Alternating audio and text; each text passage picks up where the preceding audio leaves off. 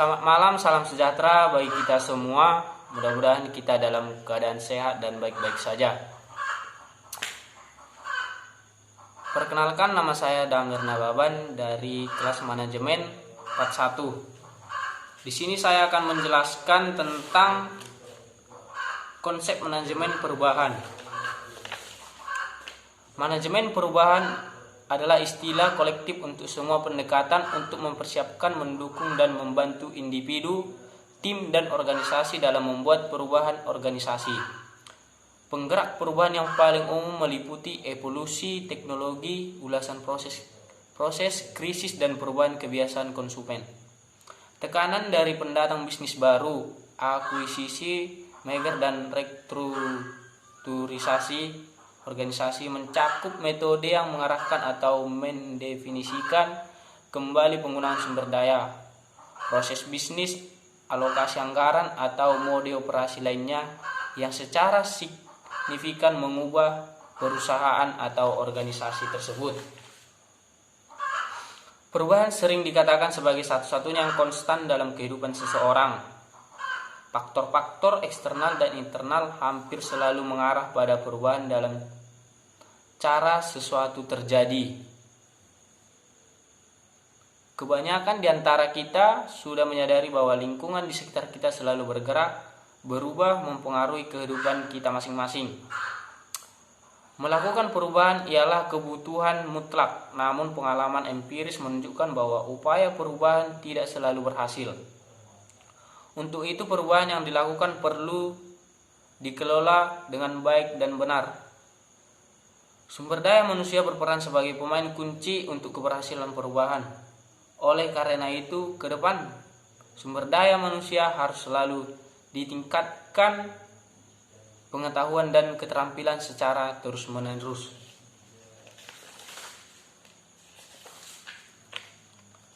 Perubahan dalam organisasi adalah perubahan yang direncanakan karena ada target yang akan dicapai dalam metode-metode tertentu yang akan diterapkan sehingga manajemen dapat mengantisipasi penolakan-penolakan melalui pendidikan, komunikasi, partisipasi, fasilitas dan bantuan, negosiasi, manipulasi, dan kooptasi. Intinya perubahan organisasi ialah beralihnya suatu kondisi yang berlaku kini menuju kondisi masa yang akan datang yang diinginkan meningkatkan efektivitas sebuah organisasi atau perusahaan agar dapat bertahan hidup di lingkungan bisnis yang kompetitif harus terus-menerus melakukan perubahan proses bisnisnya yang disesuaikan dengan perkembangan kondisi pasar.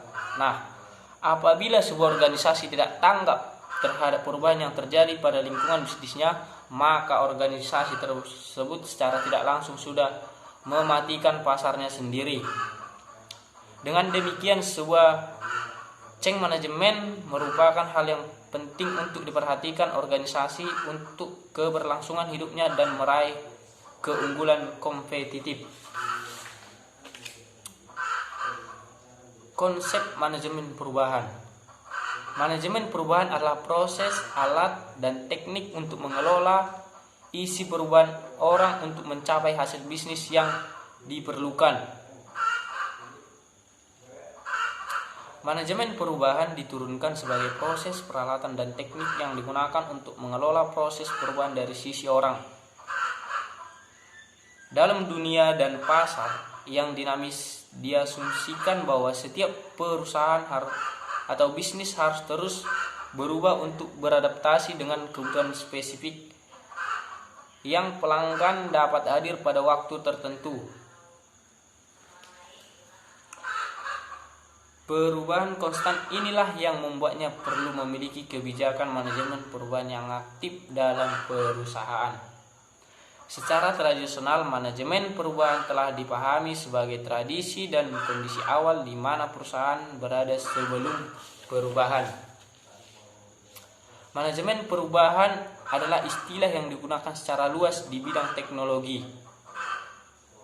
Ini juga merupakan konsep yang sering mendorong organisasi, sekelompok orang, atau proses dari satu tahap ke tahap berikutnya. Perubahan dalam lingkungan eksternal dan internal secara konstan mempengaruhi aktivitas setiap bisnis. Perubahan ini dapat terjadi baik di tingkat individu ataupun di tingkat organisasi. Lebih jauh lagi, itu mempengaruhi karyawan serta manajernya. Merupakan sifat dasar dari manusia untuk menolak perubahan, terutama yang drastis. Perubahan mempengaruhi organisasi pada dasarnya adalah hasil dari lingkungan, baik faktor eksternal maupun internal. Oleh karena itu, manajer perlu memahami semua jenis perubahan yang mungkin terjadi di bawah dua klasifikasi ini. Yang pertama ialah faktor eksternal. Faktor-faktor ini yang selalu berada di luar organisasi, baik organisasi itu sendiri maupun anggotanya tidak bertanggung jawab atas mereka. Yang pertama itu yaitu faktor ekonomi, yang kedua faktor teknologi, politik, dan faktor-faktor lain. Yang kedua faktor internal. Terkadang perubahan juga dapat terjadi secara internal, organisasi dan anggotanya sendiri bertanggung jawab atas perubahan ini. Misalnya, manajemen puncak perusahaan mungkin memutuskan untuk mendiversifikasi bisnisnya. Keputusan ini akan menyebabkan beberapa perubahan di mana fungsi perusahaan demikian pula. Baiklah, sampai di sini penjelasan saya. Saya Damler Nababan. Mohon maaf jika ada kesalahan-kesalahan. Sekian dari saya, terima kasih.